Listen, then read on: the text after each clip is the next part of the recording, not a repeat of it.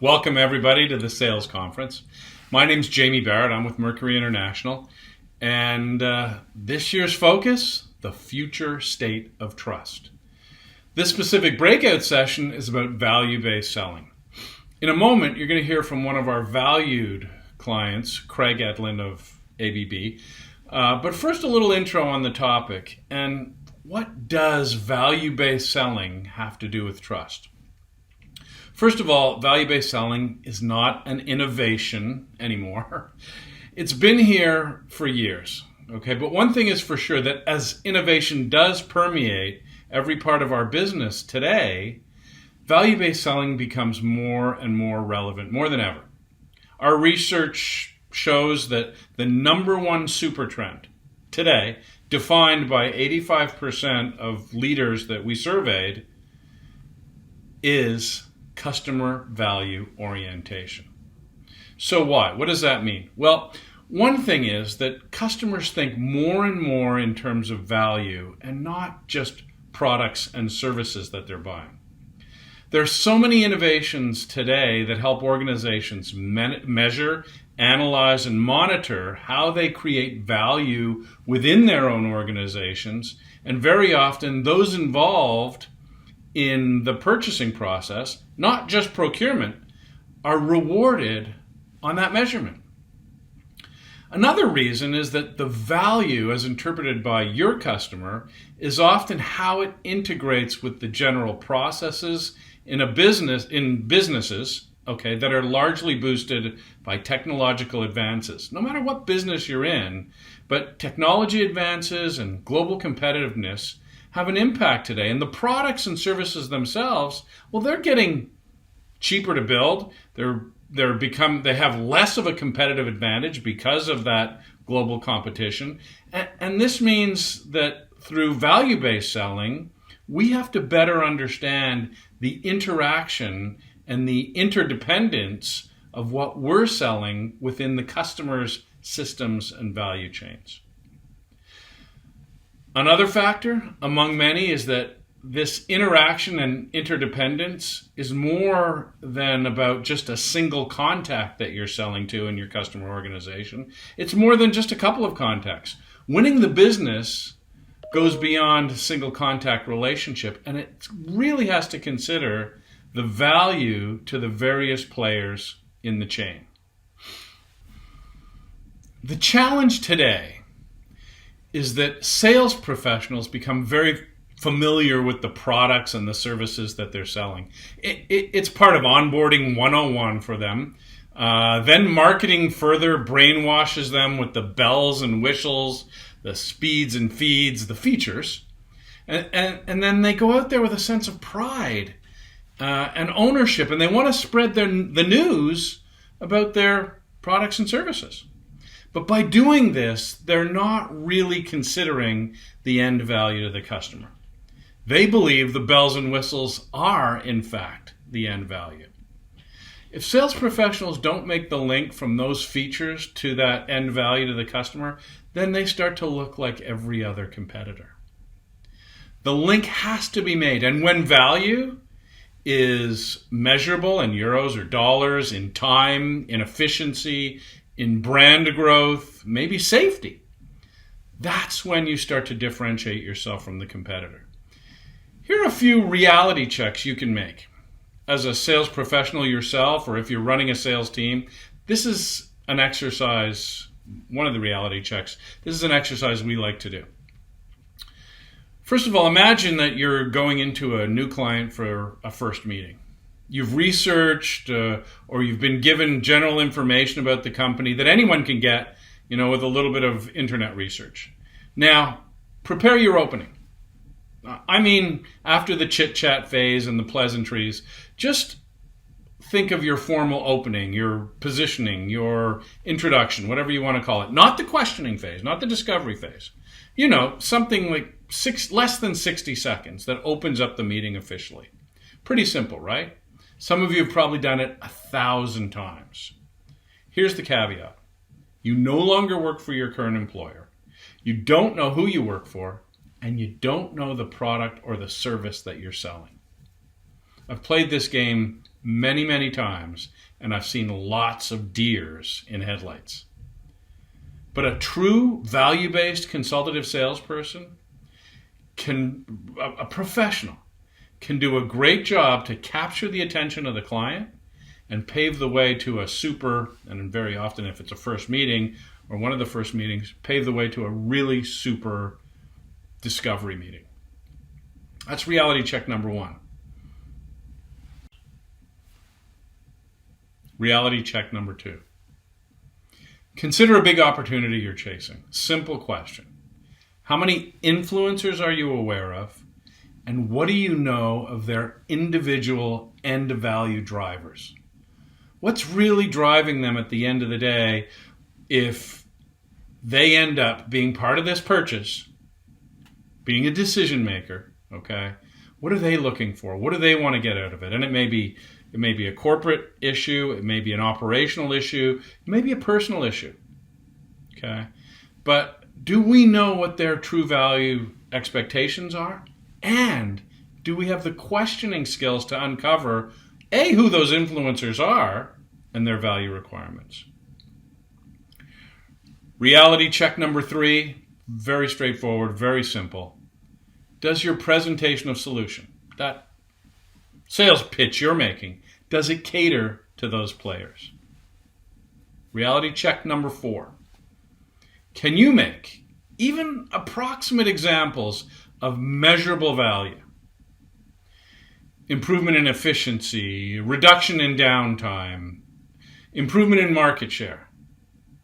This is what people are looking for today. And reality check number five, make a bullet point list of what you consider to be values of your products or services. Bullet point list, right? What's value? What do you have that offer is value? Then look at each one of those and ask, is it a feature? Something your product is or does? It's fancy, it's fast, it's durable. Or is it, in fact, an end value? Something that maybe will improve your customer's branding, that'll get their product to market faster, or maybe reduce their downtime.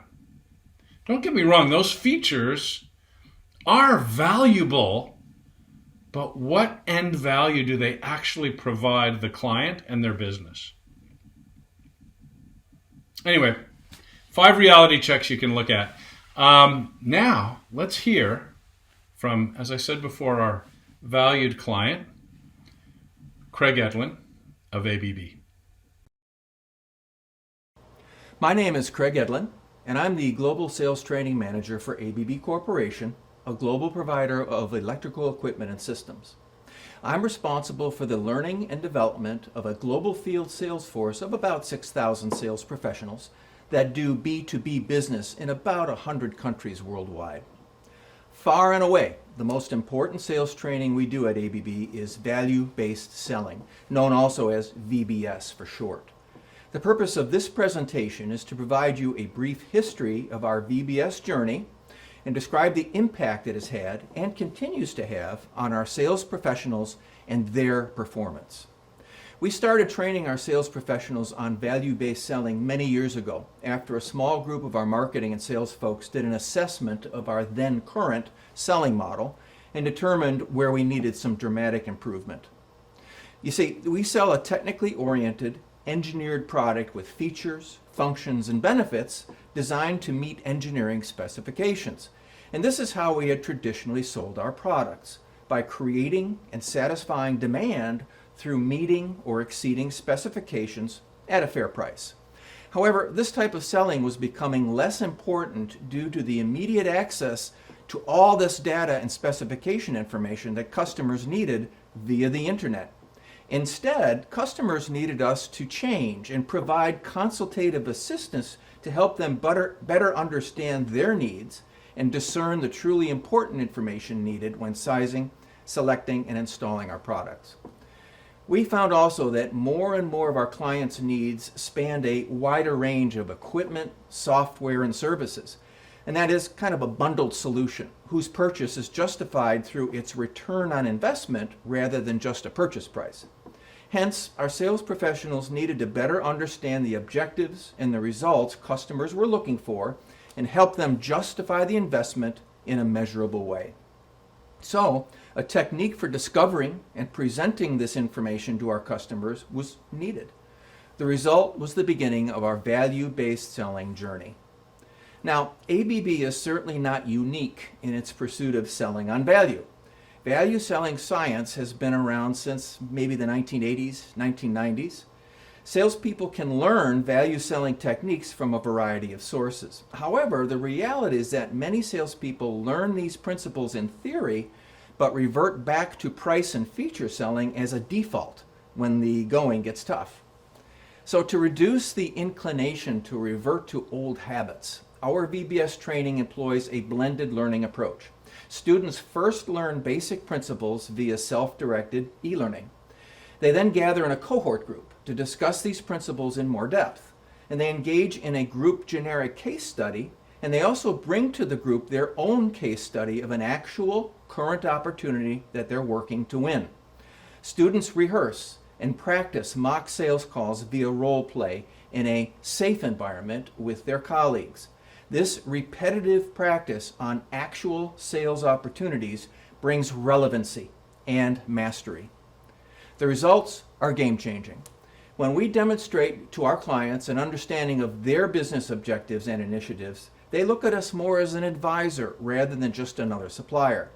We're viewed as a very different type of sales organization, and they see that we are intent on co-creating value for them that impacts their bottom line performance. So today we have a saying here at ABB, and it goes something like this. Value-based selling is not just a program, it's a movement at ABB. Movements come about in social or political circles in pursuit of a worthy cause and the desire to make long-term change. A movement is greater than one single event or activity.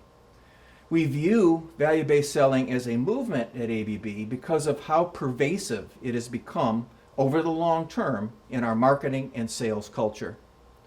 We've been doing value-based selling training for a long time, approximately 6 years. We've trained over 4,000 sales professionals programmed to date, and we're still training hundreds more every year.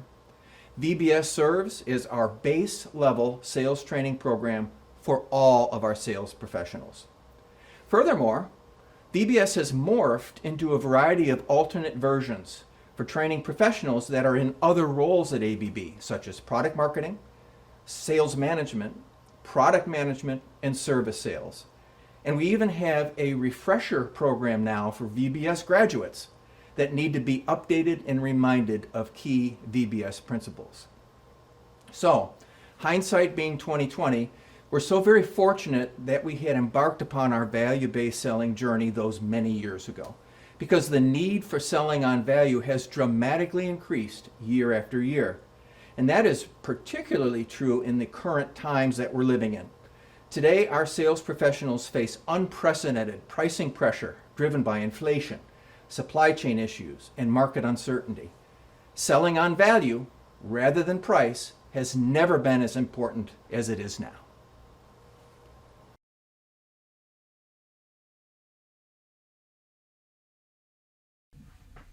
Wow. Very much appreciated. Thank you very much, Craig. Anyway, what does this have to do with trust?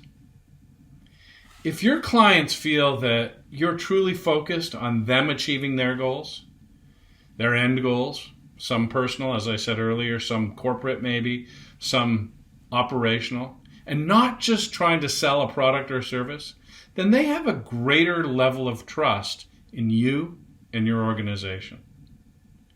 That's what value-based selling has to do with trust. Have a great day, great end of the year, everybody, and hope to see you soon. Take care.